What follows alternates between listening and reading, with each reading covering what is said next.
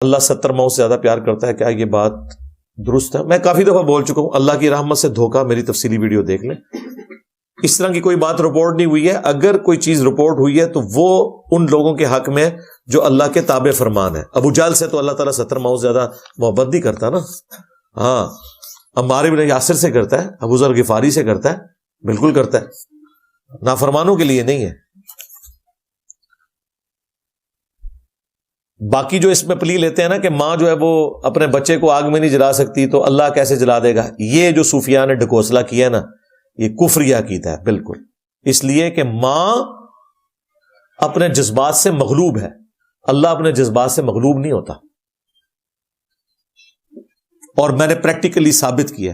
یہ کرسچنز بھی ہمیں تانا دیتے ہیں نا، وہ کہتے ہیں دیکھو مسلمان تو ایک بڑے جابر قسم کے خدا کے ماننے والے ہیں، ہمارا گاڈ تو آل لونگ ہے، ہم تو لو کرنے والے گاڈ کو مانتے ہیں. مسلمانوں کا گاڈ تو جہنم میں بھی پھینکتا ہے، اور ہمارا گاڈ وہ ہے جس نے اپنے بیٹے کو سولی چڑھا کے ساروں کے گناہوں کا کفارہ بنا دیا، سب کو جنت میں لے جائے گا. ہم کہتے ہیں رکو ذرا، صبر کرو. اگر گاڈ آل لونگ ہے تو دنیا میں روزانہ ہزاروں ایسی مائیں کیوں مر جاتی ہیں جن کے چھوٹے چھوٹے بچے ہیں؟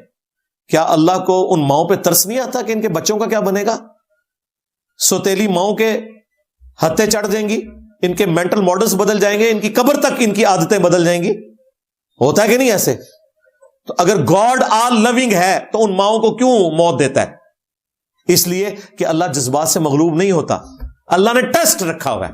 یہ دنیا ٹیسٹ کی دنیا ہے، امتحان کی دنیا ہے. دنیا کو آخرت کے ساتھ جوڑیں گے پھر یہ پورا ایک پیکج مکمل ہوگا. تو پریکٹیکلی ہم نے کرسچنز کے اس کنسپٹ کو ختم کر دیا، گاڈ از آل لونگ. اگر تمہارا کنسپٹ مانا جائے تو دنیا میں اللہ تعالیٰ کو کسی ماں کو موت نہیں دینی چاہیے جس کے چھوٹے بچے ہوں. مجھے تو ترس آ جائے اپنے دشمن کے حق میں بھی. لیکن اللہ تعالیٰ نے دنیا کو قانون ابتلا کے ساتھ بنایا ہے، کسی کو دے کے آزمایا، کسی سے لے کے آزمایا.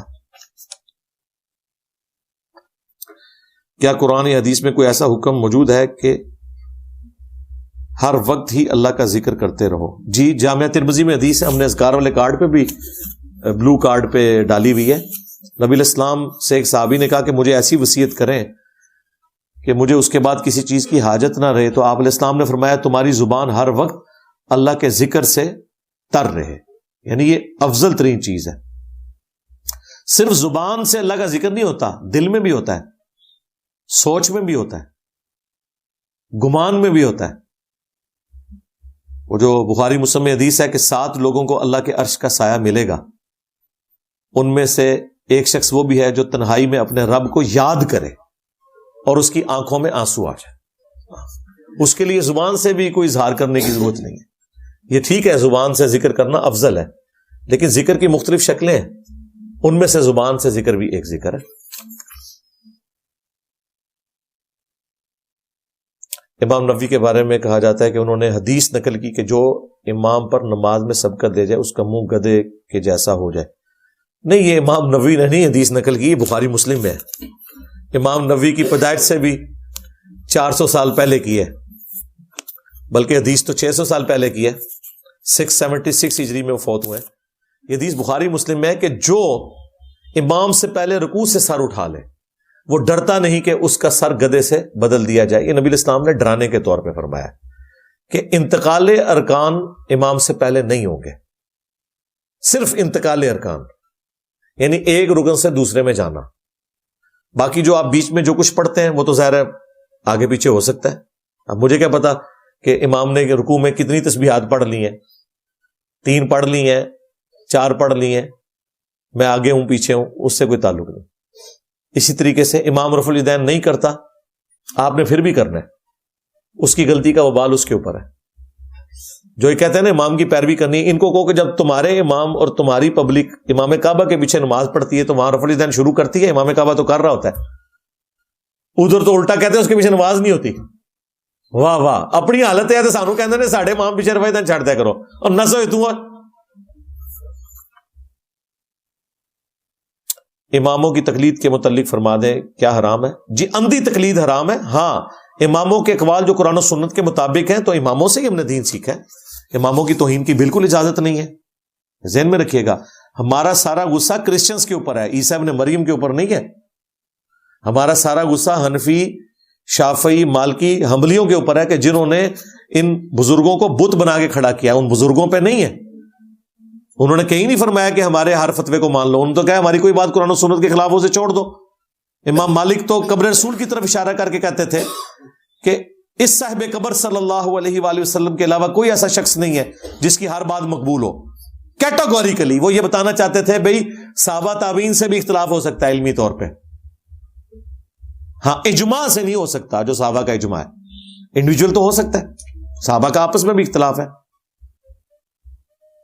اس میں پھر ہم دیکھیں گے جمہور کی رائے کس کے ساتھ ہے. تو یہ چیز ذہن میں رکھیے گا. تقلید کے اوپر آپ تفصیلی ویڈیوز میری, تقلید کے نام پہ ڈرامہ بازی یہ لکھیں تو کئی ایک ویڈیوز کھل جائیں گی. کیا لمبی مونچھیں جو ہونٹوں کو چھو رہی ہوں رکھ کر نماز ہو جائے گی؟ نماز تو ہو جائے گی, لیکن کھاتے پیتے ہوئے وہ پانی میں نہیں آنی چاہیے, کراہت والا معاملہ ہے. اور 40 دن میں صحیح مسلم میں ایک دفعہ آپ نے مونچھیں ضرور پست کرنی ہے. ایٹ لیسٹ یہ والی لائن جو ہے نا, یہ تو نظر آئے نا. لمبی مونچھیں رکھنی ادھر سے رکھیں, دائیں بائیں سے, جائز ہے. سنت مار لی ہے کہ مونچھیں اتنی پست ہوں کہ یہ کھال سفید نظر آئے, جس طرح میری نظر آ رہی ہے. سنت مونچھیں یہ ہے, مونڈنا بھی کوئی ثابت نہیں ہے, اگرچہ جائز ہے. کیا وتر کی نماز کا طریقہ جو اہل حدیث پڑھتے ہیں ٹھیک ہے؟ آج کل جو اہل حدیث ہیں وہ ٹھیک ہی پڑھ رہے ہیں. رکوع سے پہلے اگر وہ دعائے قنوت پڑھ رہے ہیں تو رکوع کے بعد بھی پڑھ سکتے ہیں اگر قنوت نازلہ ہے, جس طرح رمضان میں پڑھتے ہیں. باقی اس کے اوپر تفصیلی میری ویڈیوز وتر کا طریقہ آپ لکھیں آ جائے گی. باقی تشہد دوسرا نہیں بیٹھنا آپ نے, وتر کو آپ نے مغرب سے مختلف کر کے پڑھنا ہے. ایک میت کا جنازہ دوبارہ یا زیادہ مرتبہ ہو سکتا ہے, جتنی بار مرضی پڑھے, اس میں تو کوئی مانت نہیں. ریفرنس تو اس نے دینا ہے جو یہ کہے گا کہ دوسری یا تیسری بار نہیں ہو سکتا. ہاں یہ ذہن میں رکھیے گا, جنازہ تو ہو سکتا ہے. ریفرنس لے لیں, بخاری مسلم حدیث ہے, نبی علیہ السلام نے شہدائے احد کی وفات کے آلموسٹ 8 سال کے بعد اپنی وفات سے 1 مہینہ پہلے ان کی قبر پہ جا کے دوبارہ جنازہ پڑھا, پھر وہاں آپ نے خطبہ بھی دیا. اس طریقے سے بخاری مسلم میں ایک عورت صفائی کرتی تھی مسجد نبوی کی, جب فوت ہوگی تو صحابہ کرام نے جنازہ پڑھ کے دفنا دیا. اب جنازہ تو ہو چکا تھا اس عورت کا, آپ نے چند دنوں بعد پوچھا کہ وہ عورت نظر نہیں آ رہی. کسی نے نہیں کہا یا رسول اللہ آپ کو تو علم غیب ہے, آپ کو تو پتہ ہی ہوگا نا کہ وہ فوت ہو گئی ہے. صحابہ نے کہا کہ وہ تو فوت ہو گئی, آپ نے فرمایا مجھے کیوں نہیں بتایا؟ ان کا یا رسول اللہ رات کا وقت تھا تو آپ کے آرام میں ہم نے خلل سمجھا. آپ نے فرمایا مجھے اس کی قبر پہ لے جاؤ. آپ قبر پہ گئے, وہاں جنازہ پڑھا. حالانکہ اس کا جنازہ صحابہ پڑھ چکے ہوئے تھے, لیکن نبی اسلام نے ایک حق ادا کیا. اور پھر آپ جب واپس پلٹے تو مسلم شریف کے الفاظ ہیں, یہ قبریں اندھیروں میں ڈوبی ہوئی تھی, اللہ نے میرے جنازہ پڑھنے کی برکت سے انہیں نور سے بھر دیا. ہاں سبحان اللہ. او وابیاں دی قبراں نہیں سن اندھیروں میں ڈوبی ہوئی, ہاں صحابیاں دی سن. ظاہر ہے اس زمانے میں جو وابی تھے یا دیوبندی تھے یا بریلوی تھے یا شیعہ تھے, صحابی تھے نا. اور کافر کی قبر تو نور سے بھار ہی نہیں سکتی, خواہ نبی بھی جنازہ پڑھے, اس کا مطلب مسلمانوں کی قبریں تھی. تو اس سے آپ اندازہ لگائیں کتنا سینسٹیو معاملہ ہے. آپ تو کہتے ہیں کچھ بھی ہے تیرے محبوب کی امت سے, اتنا سوکھا معاملہ نہیں ہے. کیا اگر اللہ تعالیٰ نے ہر چیز انسان کے مقدر میں لکھ دی ہے تو وظائف وغیرہ کرنے کی ضرورت کیا ہے؟ اس لیے کہ مقدر میں لکھا ہوا ہے کہ جب یہ وظیفہ کرے گا تو دے دوں گا, نہیں کرے گا تو نہیں دوں گا, اس لیے وظیفہ ضروری ہے. جی یہ مجھ سے دعا مانگے گا تو میں دے دوں گا, دعا نہیں مانگے گا تو نہیں دوں گا. اور جو چیز اس نے آپ کی امتحان کے طور پہ رکھی ہے کہ میں نے اس کو نہیں دینی, وہ دعا سے بھی نہیں ملنی. اور جو تکلیف آپ کی قسمت میں لکھی ہے کہ یہ نہیں ٹلنی, وہ دعا سے بھی نہیں ٹلنی.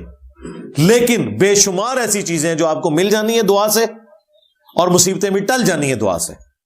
بخاری مسلم میں حدیث ہے, جس شخص کی یہ خواہش ہو کہ اللہ تعالیٰ اس کا رزق کشادہ کر دے اور اس کی عمر دراز کر دے, وہ اپنے رشتہ داروں کے ساتھ اس نے سلوک کرے, یعنی ان کے اوپر مال خرچ کرے, تو اللہ تعالیٰ اس کی برکت سے اس کا رزق بھی بڑھا دے گا اور اس کی عمر میں بھی برکت ہو جائے گی.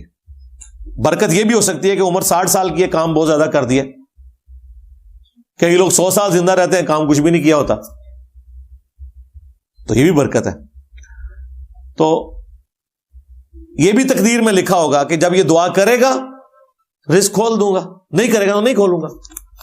اور آخری بات دعا کے حوالے سے، دعا کرنا کوئی آپشنل چیز نہیں ہے. دعا نہ کرنے والا اللہ کا نافرمان ہے. ہاں، ادعونی استجب لکم، اے میرے بندوں مجھ سے مانگو میں تمہاری دعاؤں کو قبول کروں گا.